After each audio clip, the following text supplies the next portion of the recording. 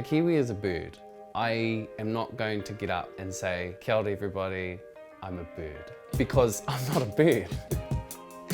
You know, if you went to Australia, would you be expecting them to get up and call themselves a kangaroo? You know, hi, I'm a kangaroo. It just doesn't make sense.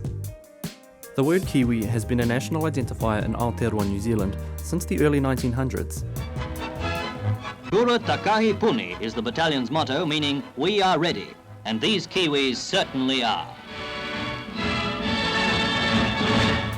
But in recent decades, some Māori have rejected the term or the need for a national identifier at all. Kiwi as an identifier is mostly used by non-Māori. From my experience, we're starting to see an increasing number of rangatahi Māori more comfortable in their cultural identity to use Māori as an identifier or their own iwi. I seldom get up and say I'm a Kiwi or I'm a New Zealander. I get up and I say I'm from Rangitane, I'm from Ngāti Kahungunu, I'm Māori, and it starts and ends there. Because, at least from the Māori experience, conglomeration has always led to assimilation and erosion of Māori identity, erosion of Māori culture and Māori distinctness. So we're talking about a word which exists in the Māori language first, which is brought into New Zealand English and which is reconfigured to refer to a certain set of people. Because Kiwi doesn't just equate to New Zealander, it equates to a certain type of New Zealander. It's the number 8 wire, eats pavlova, has a black singlet, walks around in red bands. That's Kiwi identity. And it's developed all this time without Māori. You'd be hard-pressed finding any New Zealander who doesn't call themselves a Kiwi.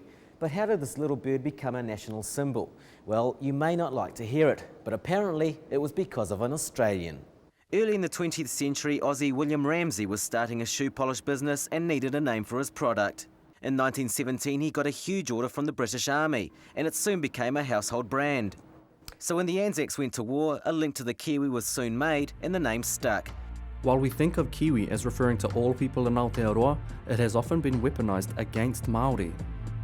If we go back to the seabed and foreshore debates in 2004, 2005, we had Don Brash's Orewa speech, which specifically targeted Māori as the outgroups. We should not use the treaty as a basis for creating greater civil, political or democratic rights for Māori than for any other New Zealander. So we had billboards everywhere across New Zealand saying Kiwi versus iwi, and viewing the rights of tangata whenua as being in opposition to what was being referred to as Kiwi. It's all part of the Kiwiana exhibition at the Auckland Museum. Jeez, you know, it really rings a bell in your heart.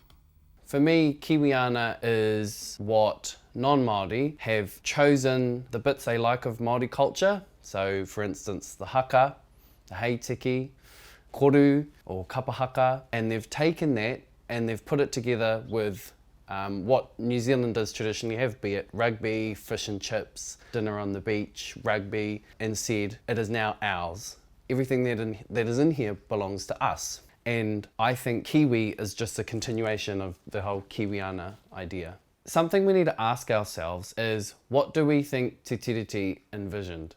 That we were all, on the 6th of February 1840, we all decided that we would all become one country forevermore. I don't know. I don't think so.